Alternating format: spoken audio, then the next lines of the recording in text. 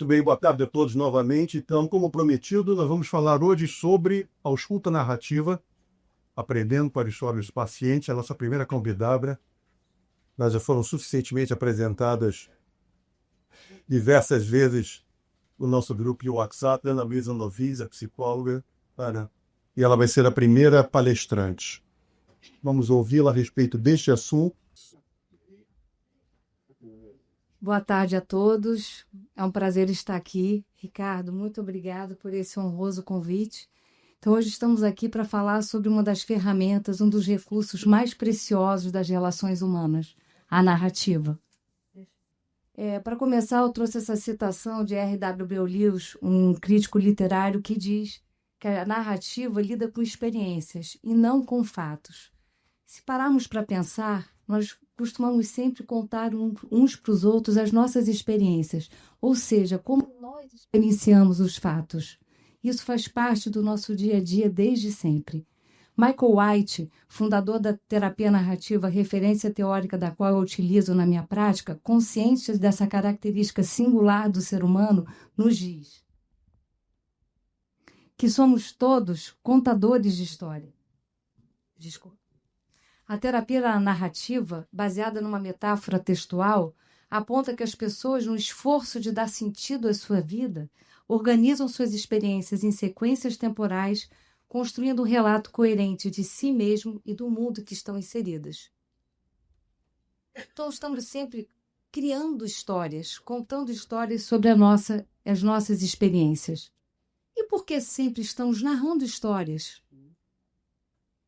Que a narrativa é a forma mais antiga de comunicação humana. Nós vivemos nossas vidas desde os primórdios através da criação e troca de narrativas. Independente da cultura, idade, origem, etnia, nós estamos sempre compartilhando nossas crenças, nossos valores, nossas referências, criando através das histórias. A história é o meio pelo qual podemos organizar e comunicar o significado que damos aos eventos e às experiências. Então, nesse momento, eu queria convidá-los a assistir uma pequena cena do cotidiano. O que vocês imaginam que está acontecendo? O que será que levou a menina a cortar o cabelo? O que vocês imaginam que os convidaram a pensar dessa forma? A interpretação. Nós, seres humanos, nós somos interpretativos. Nós não apenas compartilhamos o que experienciamos. As nossas experiências nelas contém a maneira como nós interpretamos esses fatos. Nós somos ativos nessa interpretação das nossas experiências de vida porque nós sempre procuramos torná-las significativas, senão nós não sabemos nem como começar a compartilhar. E o que influencia essa interpretação? De acordo com a pós-modernidade, hoje se dá muito valor aos nossos mapas do passado, as nossas referências, nossa experiência vivida, os valores culturais, sociais. Tudo isso junto nos ajuda a dar sentido ao que está sendo contado para nós. Como nos diz Michael White e David Epstein, os relatos que nós ouvimos, os fatos que nós observamos estão cheios de lacunas, como esse fato que nós acabamos de assistir, onde cada um de nós criou uma hipótese, criou um entendimento para aquilo que estava sendo vivido por aquela menina, porque a gente não tinha toda a história daquela menina. E aí nós criamos o nosso entendimento baseado o quê? Nas nossas referências, nas nossas experiências vividas. Alguém se lembrou de algum momento que já cortou seu próprio cabelo, a história de alguém, né, de uma travessura de um filho. E a nossa imaginação, porque nós vamos colocando nessa lacuna aquilo que a gente imagina também. Foucault, ciente da importância da influência, principalmente da cultura e da sociedade, das referências sociais, nos diz da importância desse sistema de poder que gera na forma como nós vamos compreender as coisas que nós vemos. Porque o que acontece? Isso gera verdades que ele chama de normalizadoras. Então, e por conta dessas verdades normalizadoras que a cultura e a sociedade nos diz, nós acabamos só levando em consideração aquilo que é considerado o certo, o adequado, o que é o que é o normal, o que é o patológico. Então, em cima disso, nossa percepção, a maneira como a gente interpreta, ela é completamente influenciada por isso, gerando o que ele chama uma narrativa dominante. Porque aquilo que nós vivemos é muito mais amplo do que nós selecionamos contar. Então, o que faz a gente só prestar atenção em determinados fatos? Então, muitas vezes, esses fatores culturais e sociais que são considerados como os mais corretos reduzem a narrativa, aquilo que a gente acaba selecionando prestar mais atenção. Na prática médica, o que tem sido, então, a história dominante? A história da doença. Então, nós somos todos hoje convidados a levar em consideração a história que ouvimos nos nossos consultórios na perspectiva científica, na perspectiva do tratamento e da melhor terapêutica e na perspectiva da evolução da terapêutica. Claro que isso trouxe um grande benefício, porque hoje você tem a capacidade de criar um diagnóstico preciso e um tratamento de ponta. Mas, de alguma forma, isso acaba dificultando o reconhecimento da história da pessoa que convive com a patologia. Dificulta também o reconhecimento de uma perspectiva mais ampla, que pode comprometer ou favorecer a aderência do tratamento. E, principalmente, dificulta a conexão com os efeitos dessa relação no profissional de saúde. Ele entende que ele tem que ser tão objetivo e preciso no que ele tem que fazer no seu diagnóstico, que muitas vezes ele não percebe o quanto aquilo interfere com a qualidade de vida dele também. Então, como favorecer o encontro dos avanços científicos e tecnológicos com o contexto individual? Como ampliar essa escuta? Como resgatar a arte da terapêutica através das palavras nas relações que estabelecemos? Rita Sharon, como acabamos de ver, desde o princípio da sua prática clínica, se deparou com esse desafio. Então, o que fazer com aquelas histórias que ela ouvia dos seus pacientes, recém-formada? O que fazer com todas essas narrativas presentes naquele contexto, a do paciente, a do familiar, ou dos exames, dos colegas? Como fazer com que todo esse enredo fizesse um sentido para o bem do paciente? E como percebemos, as nossas referências históricas são muito importantes. Ela buscou o recurso na sua história. Como ela nos disse, ela era uma apaixonada pela literatura. E ela percebeu, pela prática, que ela precisava ampliar sua capacidade de leitura e de interpretações das caóticas narrativas médicas, expressão que ela usa, que traziam muitas vezes enredos contraditórios. Então, a prática clínica fez ela reconhecer que precisava de mais treino literário.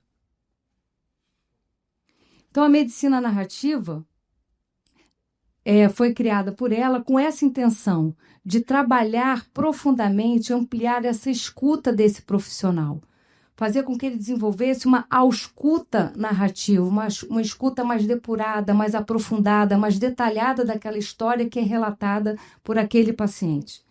Ou seja, ela desenvolveu isso querendo o desenvolvimento justamente dessa competência narrativa, ou seja, sua capacidade para reconhecer, assimilar, interpretar e atuar de acordo com as histórias e dificuldades dos pacientes.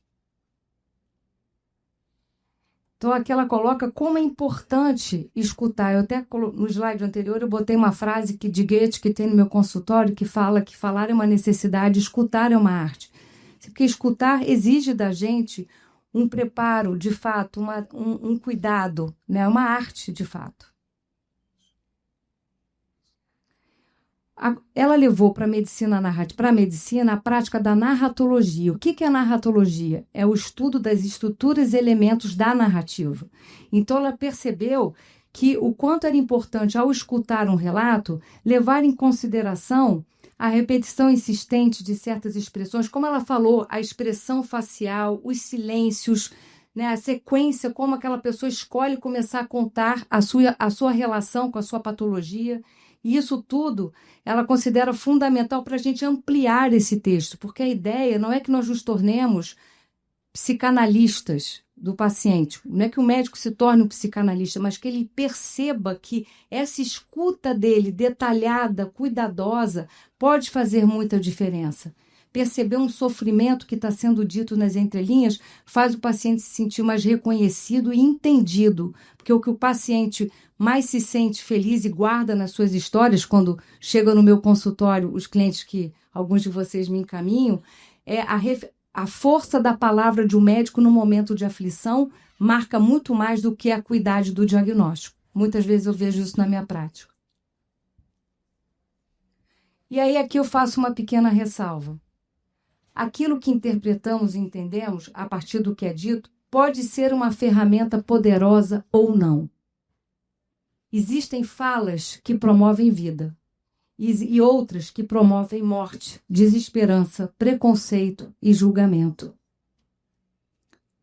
O que Rita Chero enfatiza é a escuta generosa, empática, onde você procura entender o que amplia aquele drama, o que pode estar atrapalhando aquele cliente a lidar com um momento de tamanho sofrimento. Ela também considera um instrumento poderoso o registro dessas impressões. Isso eu achei uma parte do trabalho dela muito interessante, porque ela revisita os encontros elaborando um texto. Após aquele atendimento, ela faz um relato pessoal. Ela diz que é um momento em que ela pode sair da posição de médica e revisitar aquele texto numa outra perspectiva, revisitar aquela história, escrever sobre isso e ver o que aquela revisita convida ela a interpretar. Essa percepção dela é muito rica porque ela nos convida a entender que sempre existe algo a mais para se entender de uma história. Não existe um único entendimento. E isso soma, isso acrescenta sempre. Então aqui ela coloca justamente isso, né, que a escrita permite a minha mudança de posição, permitindo ter uma visão da situação diferente daquela que fui treinada para ter. Nesse momento ela está burilando essa escuta, essa percepção dela. E aí ela criou para os seus alunos o que ela chama de ficha paralela, que é uma possibilidade que amplia a arte do cuidar e de curar. Porque ela favorece essa escuta ampliada, essa revisita do paciente, onde eu revisito aquela história, do próprio profissional de saúde, onde ele pode perceber aonde aquela relação o levou, que referências históricas ela trouxe, outros casos, até uma referência pessoal e o quanto aquilo pode ser útil para ele como ferramenta, e do contexto, porque é um momento também em que o médico tem a oportunidade de entrar em contato com a pressão do contexto. Quantas vezes nós não somos invadidos por querer prescrever um exame, se o nosso cliente não poder ter, ou pedir um medicamento e não ter acesso, o quanto isso nos desgasta, onde a gente não pode exercer o nosso trabalho como nós queremos, como nós achamos adequado.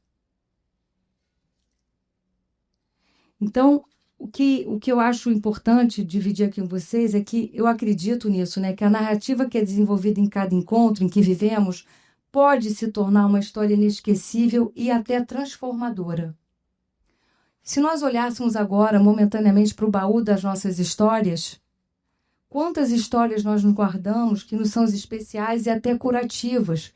Quantos momentos da nossa vida, de vez em quando, nós revisitamos e aquilo nos inspira sempre. A medicina sempre foi a arte da cura. A medicina narrativa nos convida a reencontrar a arte fundamental da terapêutica, que sempre esteve presente desde Hipócrates, de ouvir as narrativas. Fiz certo, desculpa. Eu trouxe essa citação de Maimônides, que era um médico judeu do século XII, que ele diz: uma consulta deve durar 1 hora. Por 50 minutos, auscute a alma do paciente e nos 10 minutos restantes o examine. Os senhores devem estar me perguntando assim: Ana Luísa, tudo bem, no tempo de Maimônides se tinha 1 hora para isso, para escutar o paciente. Como vamos fazer isso no século XXI? Na realidade brasileira, como é que nós vamos tornar isso possível? Como realizar essa escuta na nossa realidade? Essa proposta não seria um ideal romântico? Ou até uma utopia? O que você está nos convidando? O que Rita Chero está nos convidando a pensar? Ou, quem sabe, de fato, uma possibilidade? Então, nesse momento, nós vamos ter o prazer de ouvir a Lorraine, onde ela vai mostrar como ela tem criado essa possibilidade no seu cotidiano, na sua prática clínica, dentro da nossa realidade brasileira. Muito obrigada.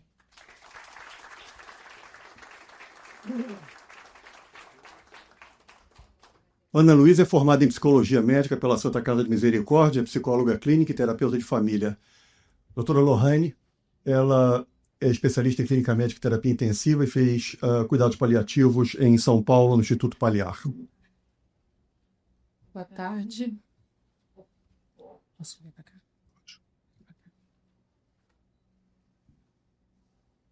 Obrigada, Ricardo, pelo convite. Eu fico feliz de poder compartilhar um pouquinho da minha vivência com a narrativa. Continuando aqui a fala da Ana, é bem possível inserirmos a medicina narrativa no nosso dia a dia, transformando a relação médico-paciente numa relação mais sólida, mais humana.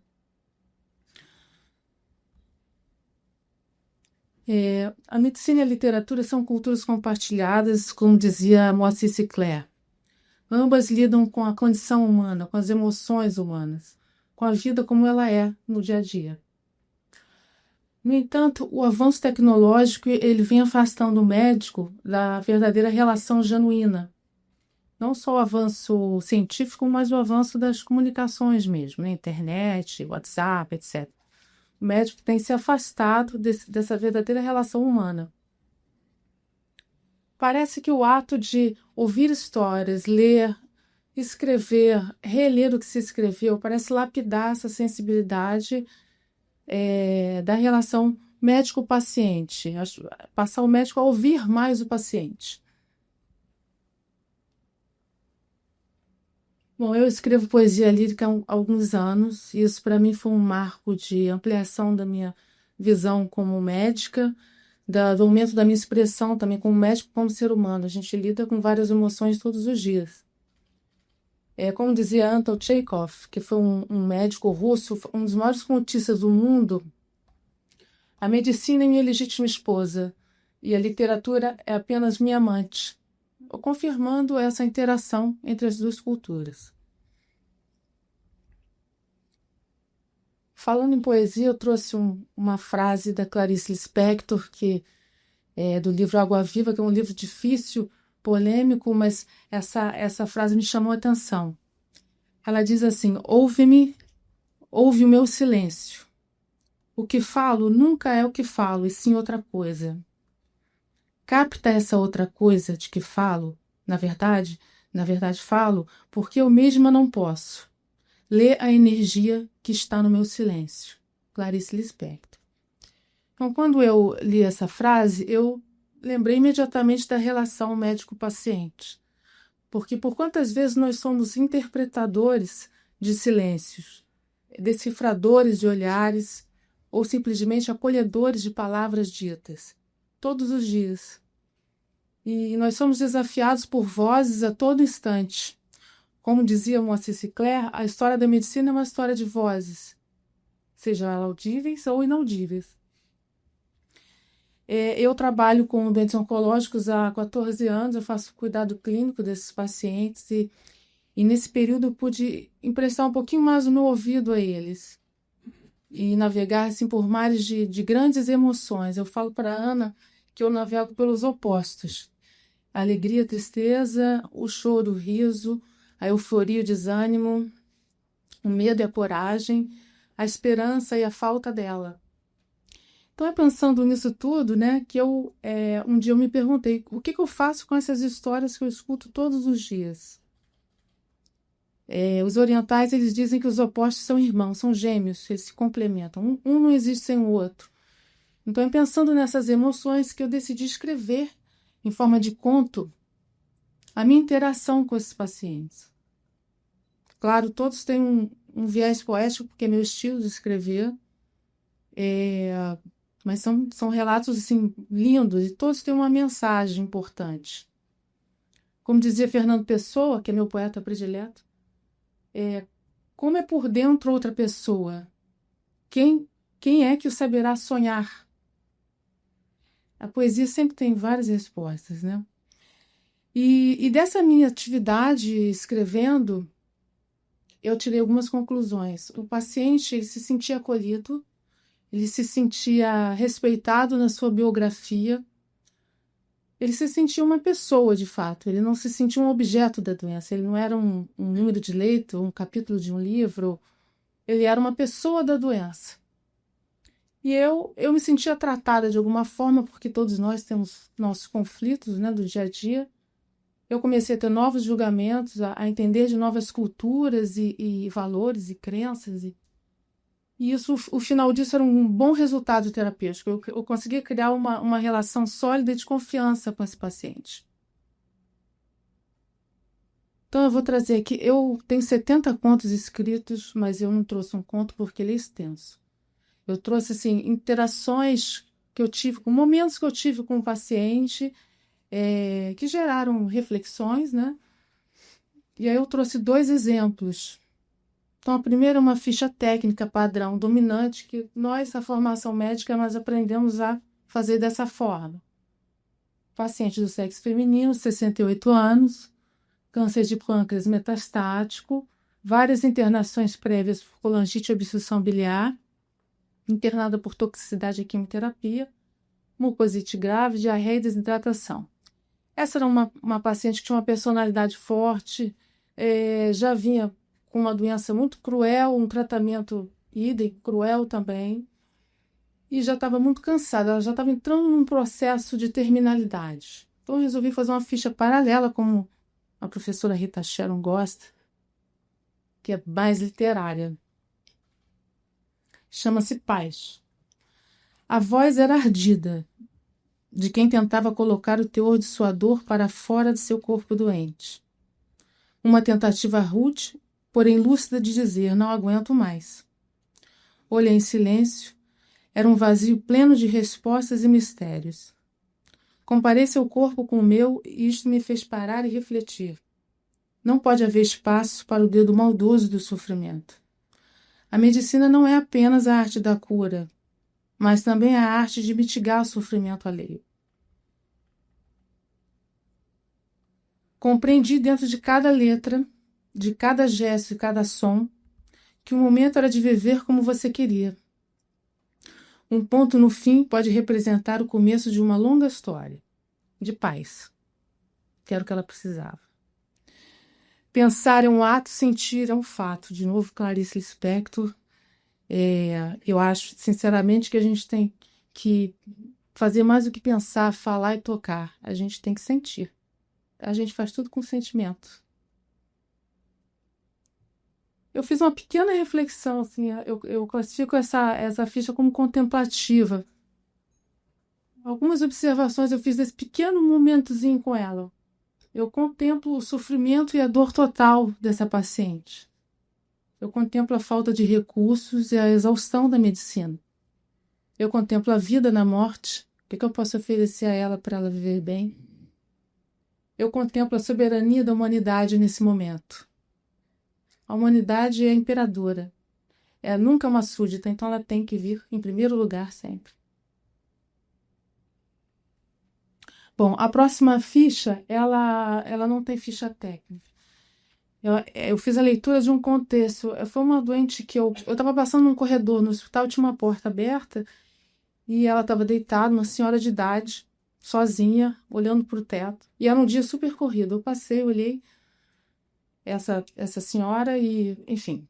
Mais tarde em casa eu lembrei dela e fiz uma ficha paralela que chama-se Além dos Sussurros. A porta entreaberta deixava à mostra seu olhar congelado, fitando seu próprio céu sem nuvens.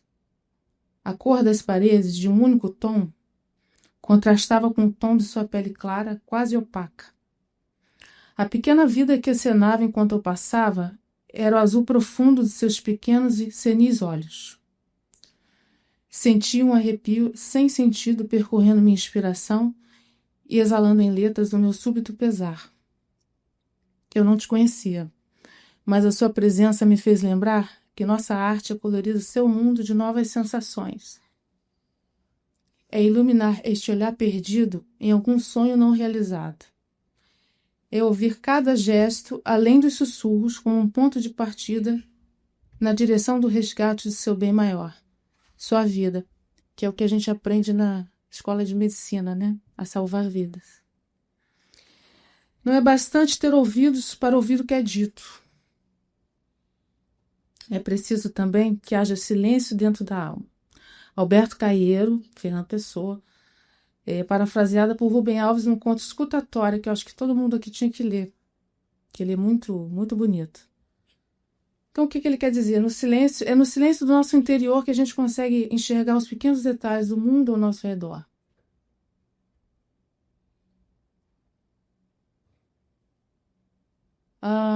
Esse aqui é uma passagem num conto de Rubem Alves, do livro O Médico, que é meu preferido. Chama-se Chegada e Despedida. Sei que isso deixa os médicos embaraçados. Aprenderam que sua missão é lutar contra a morte. Esgotados os seus recursos, eles saem da arena, derrotados e impotentes. Pena. Se eles soubessem que sua missão é cuidar da vida e que a morte, tanto quanto o nascimento, é parte da vida, eles ficariam até o fim. E assim ficariam um pouco mais sábios. E até, imagino, começariam a escrever poesia. Daí a narrativa, mais uma vez, né? De forma poética, mas tá em tudo. Esse aqui é um refrão de uma música que todos aqui devem conhecer da década de 80 do Guilherme Arantes, que eu achei belíssimo, porque fala assim: investi tudo naquele olhar, tantas palavras num breve sussurrar. Então, para mim, a nossa missão como médicos é e sempre vai ser ouvir além da voz. Obrigada. Nós temos agora, então, um espaço de 30 minutos que está aberto. Todos aqueles que quiserem fazer qualquer comentário, pode ser um comentário, portanto, não necessariamente uma pergunta para as relatoras, um comentário sobre esse assunto. 1 minuto, por favor. Sérgio Lovis. Só que, Jorge, Doutor Sérgio Lovis vai começar para dar o exemplo do que é um comentário sucinto. Vai falar para nós por 1 minuto, para que não haja dúvida. não, eu só queria, estimulado por essas 2 apresentações, inspirado por elas, contar a vocês rapidamente uma experiência que eu vivi de medicina narrativa e que me enriqueceu muito. Eu tinha um cunhado que eu gostava muito, teve um melanoma metastático e faleceu. E eu fui obrigado a contar ao filho dele mais velho, com 8 anos de idade, que o pai tinha morrido. Chegando à casa dele, disse ele: João Marcos, o tio tem uma coisa importante para lhe dizer. E ele me disse: eu sei, papai morreu, né? Me facilitou muito o trabalho. Eu disse: sim. E se eu sabia que ele tinha que morrer. Aquilo me assustou. Eu digo: como? Ele disse: eu sabia que ele tinha câncer. Perguntei, ele era aluno do Santo Inácio, ao tio de ciências o que era câncer. Ele me disse que era uma doença grave que poderia matar. Às vezes curava. E eu perguntei: quando a pessoa morre, vai para onde? Ele disse: vai para o céu. Eu então fui a tia de religião e perguntei: tia, lá no céu tem muito hospital, tem médico, tem quimioterapia? Ela disse: não, no céu não, porque todo mundo que chega no céu chega curado.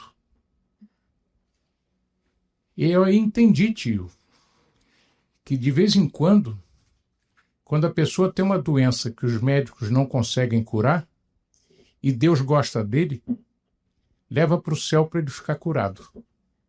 Papai agora não tem mais câncer. Sabia, tio? Papai está completamente curado. Eu disse a ele: meu filho, você está me dando uma ajuda para continuar a ser médico, porque eu sempre convivi muito mal com a morte dos meus doentes. E agora eu entendo que quando meus doentes morrem, é porque, tendo em vista a minha limitação, Deus resolveu assumir o caso e curar, que era o que eu queria. E ele então mostrou a morte como felicidade, como vida, como essas 2 jovens puderam mostrar para a gente aqui. Isso é absolutamente medicina narrativa. É entender exatamente a história como ela é contada, em que uma criança de 8 anos pode até explicar o fenômeno da morte tão complexo para todos nós e contra o qual nós lutamos diariamente. De repente, temos que refletir.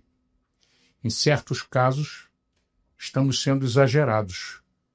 Deveríamos dar uma chance para Deus curar. Haja visto esse pobre jovem que recentemente ficou em morte encefálica, ligado aos aparelhos porque não houve ao lado dessa família um médico suficientemente competente para explicar a eles o que estava se passando com o filho deles. O não desligar de aparelhos na morte encefálica é uma falha na relação médico-paciente. Se o médico faz uma boa relação, não só a família aceita o desligamento, como a família colabora na doação de órgãos. Esse é um dever do médico além da vida. Esse era o meu depoimento. Obrigado, doutor Sérgio.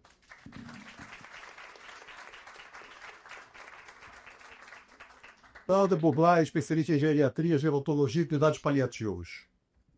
Cláudia, tenta falar daí. Eu quero muito agradecer a Ana Morrêne e o Ricardo essa grande oportunidade de reflexão e gostaria de ouvir de vocês a experiência De como é a narrativa de quem perdeu a capacidade de narrar a sua própria história. Por exemplo, as pessoas mais velhas com doenças neurodegenerativas, como a doença de Alzheimer, por exemplo, que hoje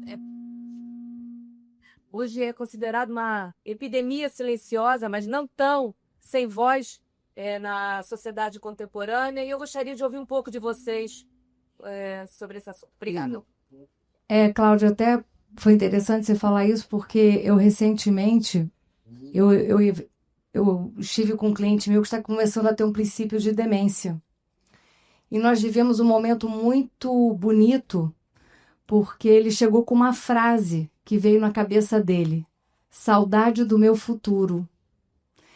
E em cima dessa frase, nós construímos uma crônica, onde eu fui contribuindo e deixando ele conduzir com os recortes da vida que foram vindo.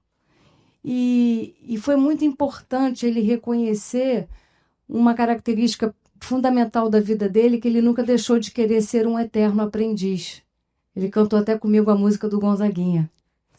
Com outros pacientes, eu sempre vou buscando o que é uma referência para eles fundamental na vida. Mesmo que a memória recente não esteja tão presente, existem fatos da história que se permanecem mesmo no apagar das luzes, quando a memória vai embora de uma vez.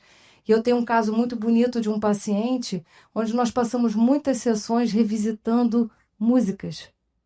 E foi importante os registros e as emoções que ele pôde se reposicionar e de certa forma, com uma certa consciência, se despedir um pouco do agora, mas fazendo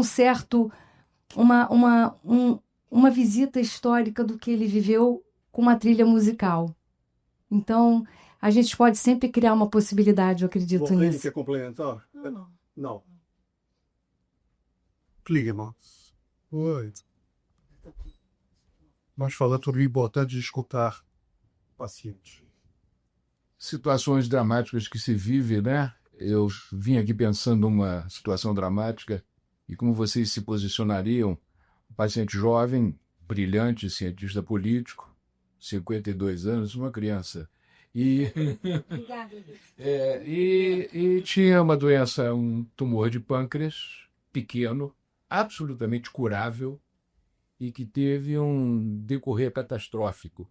Ele rapidamente recidivou e tudo aquilo que pôde ser feito em termos de tratamento já tinha sido feito.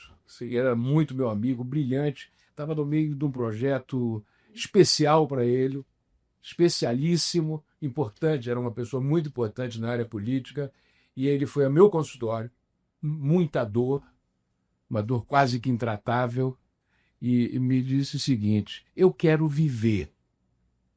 Eu tenho que viver. eu tenho que realmente completar o meu trabalho. O que eu faço?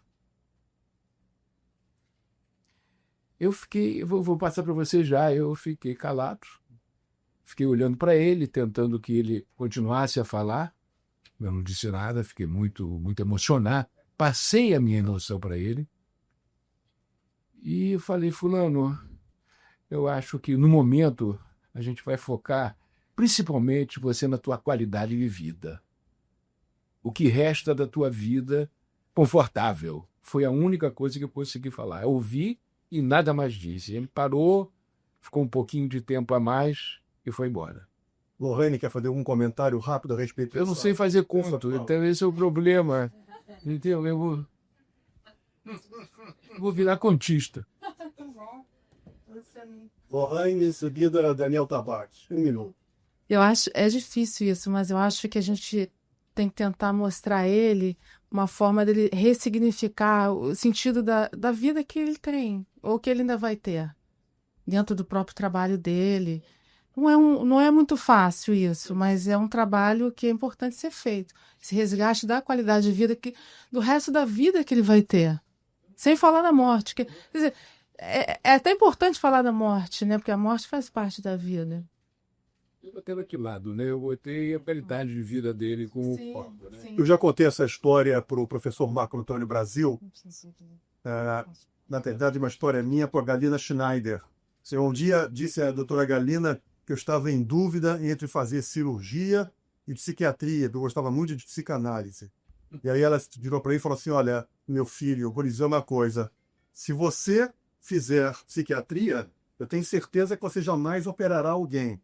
Mas se você for cirurgião e um bom médico, você pode ter certeza que você vai estar praticando a psicanálise todos os dias. E aí, na verdade, eu fiquei tão encantado com o que ela me falou, que eu falei assim, puxa, legal demais. Ela falou assim, a frase não é minha, a frase de Freud. E aí, citando exatamente o que a Ana Luísa tinha dito. A Ana Luísa, em um determinado momento, falou assim, olha, eu não esperaria que vocês tivessem que praticar a psicanálise, mas a frase de Freud era mais ou menos assim, todos vós praticam a psicanálise. Doutor Brasil, o senhor lembra que eu comentei isso com o senhor lá no FRJ? A frase era, todos vós praticam a psicanálise mesmo sem terdes a percepção de que o estás fazendo. É uma pena que vocês deixem tantas questões única e exclusivamente nas mãos do paciente e dos seus familiares. Daniel Tabac é oncologista. Tabac. Não, eu só queria mencionar em relação a essa questão sobre essa significância. E eu acho que existe também uma frase muito interessante do Viktor Frankl, do psicólogo que viveu lá no campo de concentração em Auschwitz, que fala que o verdadeiro significado da vida é dar significado à vida. Eu acho que isso é muito importante quando você pergunta ao paciente com câncer terminal, quer dizer, aquilo que mais o angustia. E, curiosamente, nós imaginamos que seja dor ou falta de ar. Na verdade, a maior angústia é a perda da dignidade. E quando nós analisamos o que é dignidade, é exatamente esse momento da perda da significância da vida. E, nesse ponto, existe um estudo muito interessante, foi publicado na Lancet em 2012, foi coordenado por um grupo canadense, coordenado por um psiquiatra chamado Harvey Chochinov, em que ele dividiu os pacientes em 2 grupos. Em um dos grupos, eles fizeram a terapia habitual, enfim, da ausculta, mas o outro grupo, eles estimularam aquilo que eles chamaram de terapia da dignidade, em que eles estimularam esse grupo de pacientes a fazer relatos, descreverem como que eles gostariam de ser lembrados, quais as relações que poderiam ser reintegradas e, de fato, se perpetuarem na vida apesar da morte.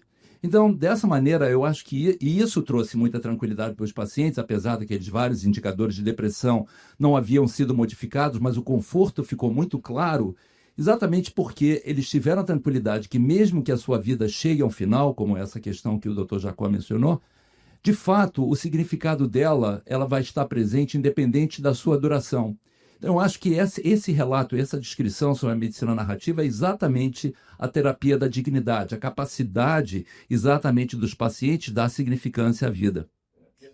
Perfeito. Uma das frases, apesar de ser cirurgião, eu me considero também um colecionador de histórias. Eu adoro ouvir os pacientes e tenho muitas histórias. E uma das frases que hoje os cirurgiões ouvem muito, principalmente, é o paciente falar para você assim: doutor, obrigado, sou a primeira pessoa que me escuta e coloca a mão em mim. As pessoas não me examinam, não colocam. Tudo esse pequeno prólogo para ele contar a história de dois senhores de 80 anos que vinham sempre juntos ao meu consultório, não eram parentes, eram apenas amigos. E acompanhavam um pequeno aneurisma da aorta que não precisava de operação e vinham ao consultório a cada 6 meses. Eu sempre os via, conversava com eles e nunca achei que ele fosse ser operado. Uma vez o paciente mesmo veio sozinho e ele me leu. Ele falou assim: o senhor achou que o que o senhor está procurando? Eu falei: não, cadê o seu amigo? Vem sempre, ele falou assim: o senhor achou que ele morreu, né? Eu falei assim: não, claro que achei. Mas, enfim, aí ele falou: não, ele não morreu. É que hoje, curiosamente, ele tinha uma consulta no mesmo momento, não pôde vir comigo. Mas ele falou: doutor, o senhor sabe que o maior problema da velhice, esse relato dele eu achei assim tão contundente. Ele falou assim: o maior problema da velhice, enfim, não é envelhecer, não é o corpo, não é nada, é que a gente perde a capacidade de fazer amigos. Daí a importância do meu amigo. Eu não interesso a mais ninguém quer me ouvir. Então eu achei muito significativo isso, essa frase dele: a gente perde a capacidade de fazer novos amigos e vamos só perdendo. Muito bom, Marcelo. Olavo Pinto é especialista em psiquiatria, psicanálise, é um especialista em transtornos do humor. Olha, primeiro parabéns a vocês, né? A Ana Luísa eu já conheço de longa data. Meu mestre, né? Essa é filha do meu mestre, maior, do professor Sérgio Nobis. Eu queria fazer 2 comentários. Primeiro comentário de coisas que vocês tocaram. Essa oposição da vida à morte, né? A gente ir para uma faculdade de medicina, o inimigo é a morte, nós vamos derrotar esse inimigo a qualquer custo. Com tecnologia, com estudo, com dedicação, né? E um dia eu estava conversando com amigos numa noite de lazer, e essa excitação, né, capa da Veja, uma criança, essa criança vai viver 150 anos, teve uma capa recente da Veja, e todo mundo falando: não vamos chegar à imortalidade, estamos agora vivendo um conflito ético, porque existem 2 médicos, um na China e outro num lugar que não me lembro, que querem fazer um transplante de cabeça. Vocês têm lido isso, que é transplantar a cabeça num corpo de uma outra pessoa, que, bom, dá 500 sessões, né? A gente conversa sobre esse assunto. Mas a meu comentário assustou os outros. Eu falei: que horror a imortalidade. Como você citou Zeus com inveja dos nós humanos, que horror a imortalidade. Eu jamais quereria a imortalidade. Se você me oferecesse, eu não pegava de jeito nenhum, nem pago, nem nada. Isso seria um verdadeiro pesadelo, seria um inferno na Terra, a imortalidade. É só pensar, todos aqui são cultos, inteligentes, pense na imortalidade, que horror seria você ser imortal. Vários filmes, vários livros já trataram dessa temática de várias formas, né? Isso é uma coisa. Outra coisa que eu também fui clínico 10 anos, né, da escola Dr. Kaplan, e quando fui fazer residência de novo, mais uma vez, nos Estados Unidos, no primeiro ano eu tive que fazer, apesar de ser na residência de psiquiatria, eu fiz clínicas médicas. E me causou um verdadeiro horror em 93 ver a tecnologia. Na época é uma coisa que hoje todo mundo ri, porque foi uma tecnologia que não deu certo, que era aquele palm talk. Então eles botavam um sintoma lá, hemoptise. Aí vinha as possibilidades e os exames. E se falava quase nada com o paciente não sabia quem era o médico, não sabia o nome do médico, não sabia nada. Eu fiquei completamente horrorizado com aquilo. Eu falei: meu Deus do céu, eu vim aqui para o templo da medicina e é isso, né? Então, por favor, tem gente aqui que é de faculdade, que é da academia. O avanço tecnológico não exclui o que vocês falaram hoje, inclui. Pelo amor de Deus, não vamos achar que a tecnologia vai nos trazer todas as respostas. Nunca trará. Não importa a tecnologia que for, daqui a 10 anos, daqui a 20 anos, daqui a 30 anos, daqui a 50 anos. Isso que vocês falaram aí é fundamental, era fundamental em tempos bíblicos, era fundamental, sempre foi fundamental, sempre será fundamental. Então era isso, e agradecer a Ricardo, principalmente, que nos conhecemos de tempos imemoriais, a iniciativa de colocar o tema de humanidade Isso é fundamental. Isso vai se prosperar. Eu tenho fé, eu acredito, eu sou um otimista, que vai prosperar, vai salvar a medicina. Essa é a única barca de salvamento para a medicina. Era isso. Obrigado, Olavo. Nós temos 4 inscritos, mas antes o professor Noviço quer fazer um comentário sobre essa fala do Olavo. Um segundo. Vai ser muito importante o transplante de cabeça. Porque, finalmente, no dia que der alta a esse cidadão, ele vai para a casa dele. Da cabeça. Não a do corpo. Consequentemente, finalmente os cardiologistas vão entender que a gente se apaixona pelo cérebro e não pelo coração. Há um erro grave no cartãozinho do Dia dos Namorados, aquele coraçãozinho que é absolutamente ridículo. Você, inclusive, passa do peito de um para o outro e o sujeito não muda de personalidade. O coração não é nada a não ser um músculo que pressiona sangue para circular. Agora, o que o Olavo falou sobre imortalidade é fundamental, porque é exatamente a redenção da medicina narrativa. O que é imortal não é a pessoa, é a história da pessoa. Nós todos hoje conhecemos a história de Getúlio Vargas. Ele já morreu, mas ele está vivo na sua história. Então, a história, e por isso a história narrativa é tão importante, porque ela é a pessoa. A pessoa morre e aquela história continua. De maneira que é muito importante também o médico estimular o doente a criar sempre uma boa história, para que ele possa ser imortal. O Jair de Castro é especialista em otorrinolaringologia. Jair de Castro, depois Professor, Bamar, cumprimentando Felipe Lilian. todos, me lembrei de uma frase de Vinícius de Moraes, que acho que cabe bem aqui. A vida é a arte do encontro, e apesar de tanto desencontro pela vida. E às vezes a oportunidade de uma consulta médica é uma das poucas oportunidades, uma pouca chance que aquela pessoa tem de contar a sua história.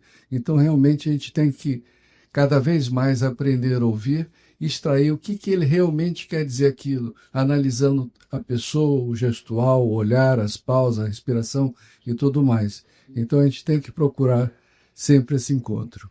Meu primeiro analista, Hélio Pellegrino, dizia isso. Dizia que medicina, psicologia, nutrição são profissões do encontro. E ele completava dizendo, não há encontro que seja impessoal. Hélio Pellegrino dizia que não há encontro que seja impessoal, que impessoal é o desencontro. Professor Ribamar. A assertiva nas relações humanas mais consistente, na minha opinião, é quem ama, cuida. E os doentes nas relações interpessoais, familiares, profissionais, sociais, quem ama, cuida. Então, você cuidar do seu paciente e ouvir do seu médico que eu vou lhe cuidar. Isso é uma frase mágica que realmente tem um profundo efeito na relação médico-paciente. Eu gosto muito de usar, eu vou cuidar de você. Viu? Vou chamar outros especialistas, vou estudar os seus exames, vou estudar o seu caso. Isso tem muito peso nas relações. Primeira coisa.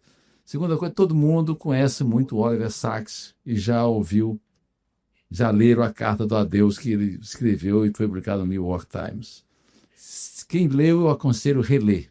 E quem não leu ainda, leia, porque aquilo é um testemunho fantástico da despedida de uma vida e da gratidão de ter vivido.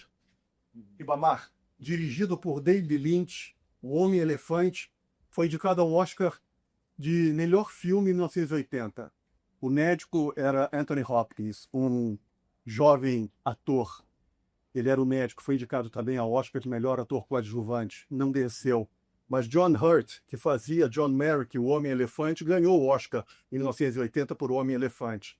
Existe um momento que é o momento mais lindo do filme, quando o médico, tendo tirado ele do circo, ele no hospital, ele vira para o médico e diz: você pode me curar? Na verdade, muita gente acha que ele tinha neurofibromatose de von Recklinghausen, mas não, ele tinha síndrome de Proteus. Então ele diz para o médico: você pode me curar? Ele vai e com um olhar embaraçado diz: eu não posso curar você, onde eu posso cuidar de você. E ele virou e falou assim, eu sabia, e agradeço por isso. O Homem-Elefante, vocês pegam um DVD fácil de achar, O Homem-Elefante em preto e branco, David Lynch, Paramount, 1980. Só para complementar, a última palavra, não é o segundo do Sérgio Novis, não. É o meu segundo. Viu? É passar para o doente a seriedade da relação do compromisso. Ele tem que entender que nós estamos ali no momento máximo de seriedade, respeitando o seu momento, e ele está adquirindo um cúmplice no seu tratamento, não na sua doença. Adoro aquela frase que uma vez eu vi um médico falar, nunca me esqueci, então, quando ele disse para o doente, olha, agora o seu problema é meu também. Luiz Felipe é especialista em fisioterapia e em fisiatria. Luiz Felipe Guimarães vai falar. Complementando o que o Olavo falou, Jair, eu queria lembrar mais uma vez do Vinícius de Moraes. E o Vinícius se dizia ateu, e ele, numa das frases, ele dizia, a vida é a espera da morte. Faça, portanto, da vida um bom passaporte. Quando ele, então, foi numa entrevista e se dizia ateu, foi perguntado o que era o passaporte. Ele dizia, ora, a pessoa, quando vai viajar, ela precisa levar escova de dente, ela precisa levar algumas roupas, e as pessoas não estão preparadas para a grande viagem. Um belo dia, o Daniel Tabaque, aqui presente, me mandou uma das filhas do Vinícius. E me causou enorme surpresa, porque o Vinícius, toda vez que ele se separava, ele não levava roupa, ele não levava nada, a não ser um quadro. E eu fui ver essa moça, que já faleceu, no Alto da Boa Vista, e eu me deparei com o quadro do Vinícius. Eu demorei mais ou menos uns 40 minutos conversando sobre o quadro dela, umas 2h30 conversando sobre o Vinícius e uns 20 minutos examinando ela. Então, a gente vê que quando eu saí feliz, ela ficou muito feliz, ela me contou muito da história dele. Eu queria muito conhecer esse quadro, porque era um quadro antológico, todo mundo dizia. Numa das mulheres, ele foi embora, então ela ligou para uma das filhas e disse, seu pai não aparece aqui há 3 dias. E a filha perguntou, ele levou o quadro? A filha disse, levou, então ele não volta. Então, quando é esse que se dizia ateu e que se preparava, tendo passaporte. Eu pergunto o seguinte, será que nós todos aqui estamos com o nosso passaporte pronto? A qualquer momento, nós podemos também estar partindo, né? Obrigado, Luiz. Lilian Sheikman é especialista em psiquiatria. Eu vou fazer um comentário bem rápido, mas eu queria agradecer, que eu acho que foi uma palestra tão boa e importante, né, da gente pensar nessas questões.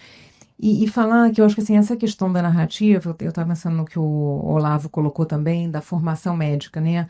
Que eu acho que para além do que a gente está enfatizando, que é a dificuldade enorme de lidar com pacientes terminais, com pacientes muito graves, com isso tudo, essa questão da escuta médica de uma forma geral e de como dentro da formação isso pode ser trabalhado, né? E eu acho que existe, apesar da gente estar falando muito das dificuldades e dos problemas, eu acho que existe um movimento nesse sentido. Eu acho que houve aquela época, né, ficou muita importância da habilidade técnica, até a Ana Luísa falou nas habilidades. Eu acho que é uma ênfase maior que está existindo hoje, em pensar em habilidades, em competências, em tirar um pouco a ênfase só da habilidade técnica daquele médico que a medida dele ser bom ou não está só ligada à técnica e à pesquisa, que vem dessa tradição de Flexner, americana, no momento aí que foi importante isso. Mas eu acho que está havendo uma retomada e uma importância maior de que o aluno deve aprender várias competências, incluindo a incompetência cuidadora, né? Além da questão técnica, competência cuidadora, competência realmente da preocupação, né? Quer dizer, você tem várias questões aí, gestora, tem outras, mas eu acho que esse aspecto do cuidado está sendo uma coisa que está sendo enfatizada, que é importante. Não sei qual é a visão que vocês têm disso. Quer fazer um comentário? Falando aqui.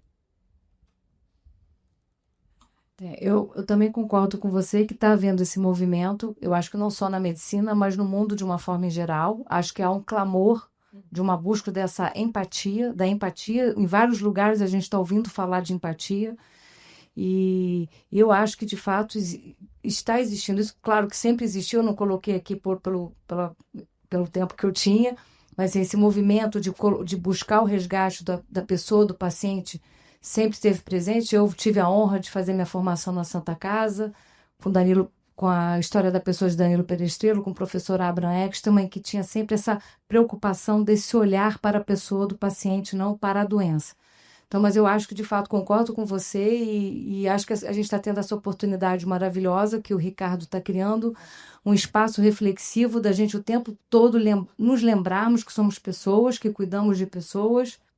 E eu acho que a beleza do que a Rita traz, da Rita Sharon, é porque ela diz eu costumo dizer que eu sou inteligente porque eu escolhi uma profissão que eu ganho para aprender. Então, eu acho que estar lidando com o ser humano é uma preciosidade, é uma escolha de profissão encantadora, mesmo eu sendo psicóloga, mas sou médica por osmose, de certa forma, né, por conta do meu progenitor. E eu amo o que eu faço por conta disso, porque o ser humano é encantador. E aquilo que você falou, Tabaque, eu concordo muito, porque eu criei um conceito quando eu trabalhava em um hospital, que era morrer com saúde. Uma fala meio paradoxal, mas eu entendia isso, que quando o paciente morria com a sua dignidade, com a sua fala reconhecida e preservada, ele morria em paz. E tem um momento até muito importante, um rapaz que tinha câncer, um câncer ósseo, e ele resolveu, antes de morrer, fazer um manual para ajudar outras pessoas a perceberem os sintomas, e ele pediu para eu escrever nesse manual, e um dia, coincidentemente, meu pai no fundão, na UFRJ, lá no Hospital Universitário, encontrou esse rapaz, e ele compartilhou com ele esse documento, e isso foi muito emocionante, assim, você perceber que até no fechar das luzes a gente produz história, e as nossas histórias continuam, sempre. Obrigado, Ana. Os nossos dois últimos inscritos são Jacó Kligerman e Cláudio Benchuol. Jacó. Eu queria fazer um pequeno comentário pela especialidade que eu faço, divido com o Ricardo, e é o problema do toque, de tocar o paciente. Porque é uma especialidade visível e eu tenho um exemplo interessante que o Ricardo viveu comigo agora, recente, e que um paciente meu, o Ricardo, atua também, e o que ele fez numa atividade dele, a primeira coisa que ele fez foi fazer a barba, o bigode, tirar os dentes do paciente, e ele se sentiu tão confortável pelo toque. Então, é uma queixa que eu vejo dos pacientes, vem numa segunda opinião, etc. Doutor, eu costumo receber meus pacientes com um beijo, homens e mulheres. Eu toco primeiro os pacientes, porque todos eles praticamente se queixam. O doutor que eu fui nem botou a mão em mim. Quer dizer, então, eu acho que isso também faz parte da escuta.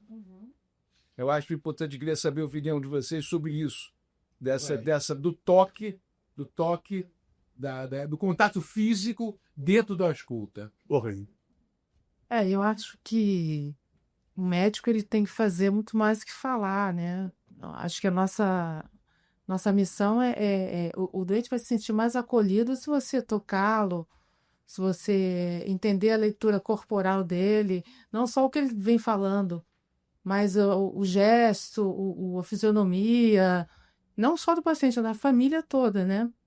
Mas o toque faz parte, né? Faz parte do acolhimento. Cláudio Benchimol, especialista em cardiologia. Eu queria parabenizar os dois palestrantes, mas eu me lembro uma vez que no ano passado, no Congresso do American College of Cardiology, em março do ano passado, em San Diego, um professor de clínica médica deu uma conferência como tratar o paciente. E ele mostrou um dado que a gente vê em todos os hospitais aqui, que os médicos atuais não tocam a mão no paciente. Primeira coisa. Um residente americano passa 74% do tempo dele em frente ao computador. E a enfermagem, 76%. Então, o paciente, segundo ele confere, o paciente passou a ser uma decoração dentro do hospital e não o fator principal do hospital. E isso a gente vê aqui em todos os hospitais, não é que o fenômeno dos Estados Unidos está acontecendo no mundo inteiro. E essa tendência que tem a acabar a medicina. Porque a medicina tem que ser conversada, porque você só sabe o que o paciente sente. O que o paciente precisa, se você ouvir o que o paciente fala. Você está ouvindo o computador. E fichas e mais fichas, e ninguém olha aquele negócio, ninguém sabe. Se perguntar a evolução do dia anterior, ninguém sabe. Professor Jasbit quer fazer um comentário. O professor Jair de Castro também lembrou de algo. Doutor Jasbit, é um prazer ter você. Obrigado. Obrigado pelo convite, obrigado por participando, tão ilustres colegas aqui, todo sentido abençoado. Mas eu queria fazer, eu espero que seja o último comentário, porque eu não quero que você dê a palavra mais ele, não. Eu quero falar sobre o que o Sérgio Novis falou. Ele não dá a palavra, ele não. Então eu queria dizer o seguinte, não é transplante de cabeça, é transplante de corpo.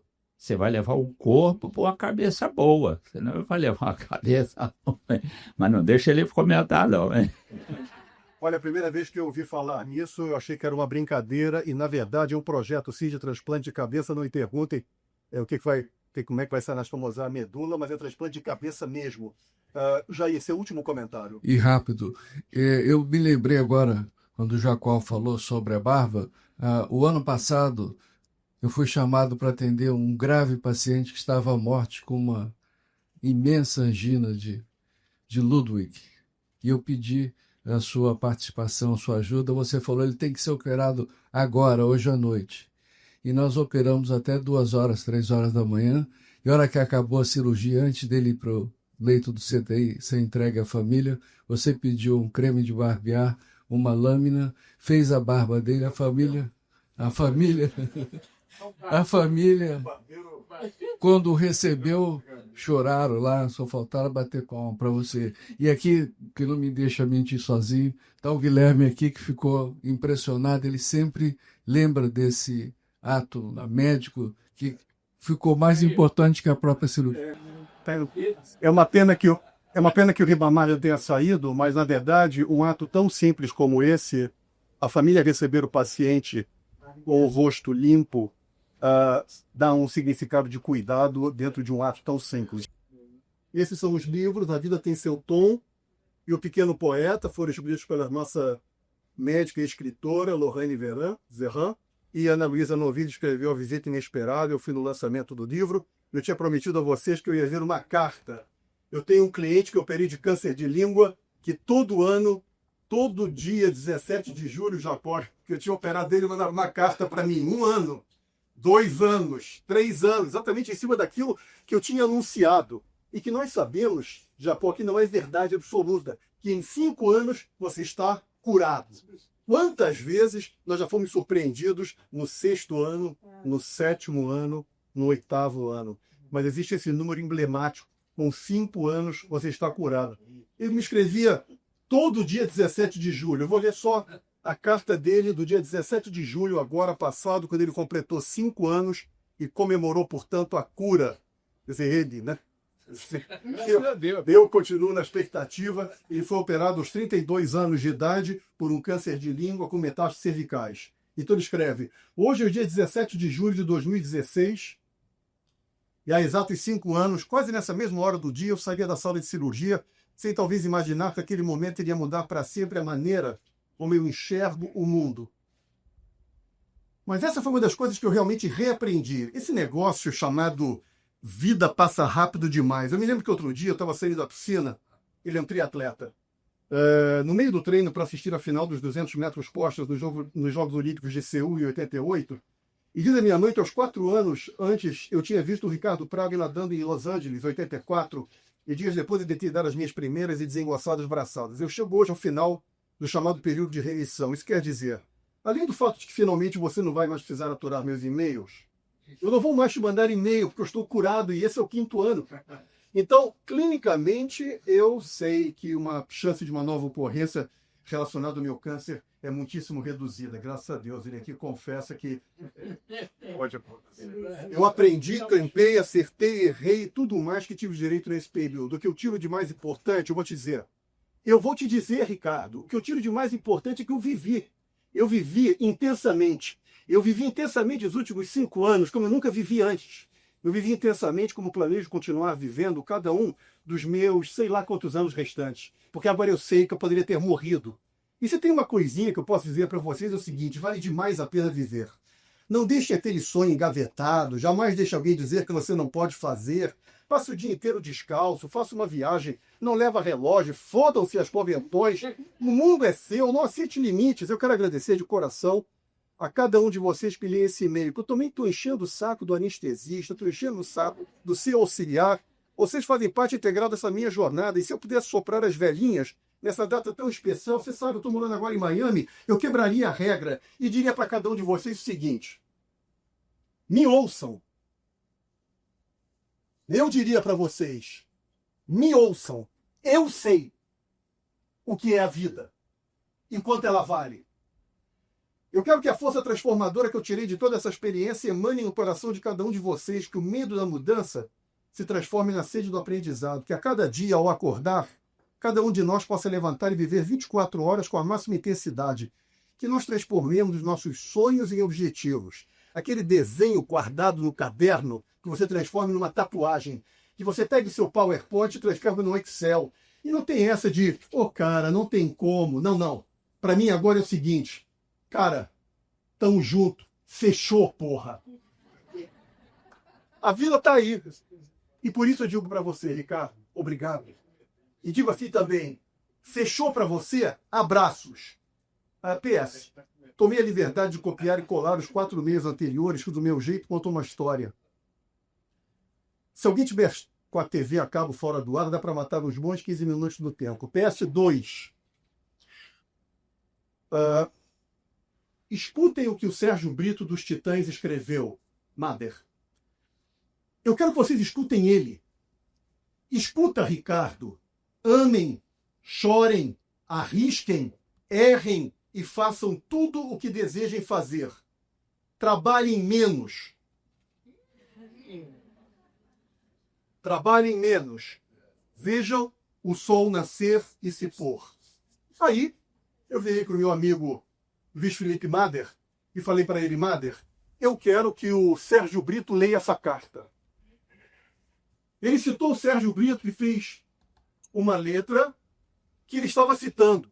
Então eu escrevi para ele, o Mader me conseguiu o e-mail dele, é verdade, Mader?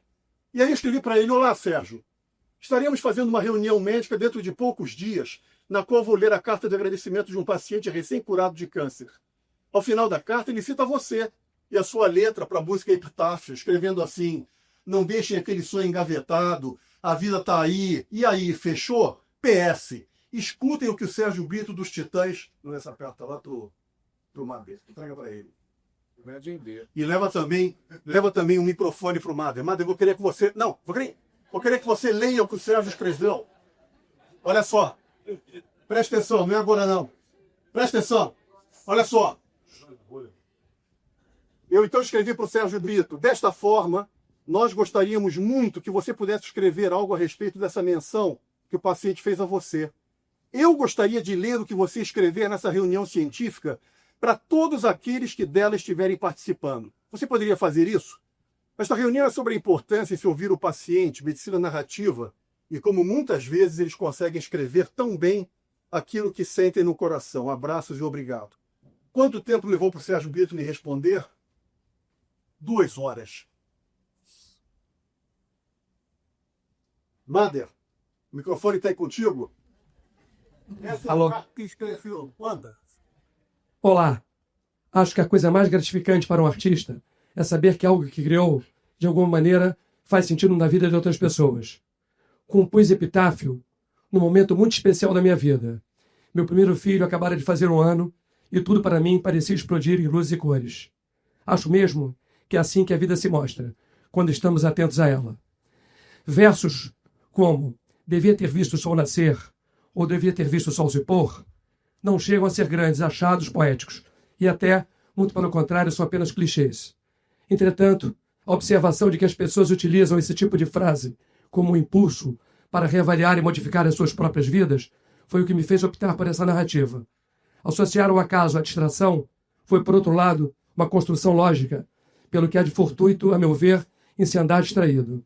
É como se compartilhar desse atributo, a imprevisibilidade, pudesse nos tornar cúmplices do funcionamento da máquina do mundo, ou como poderiam dizer os mais místicos, da vontade de Deus.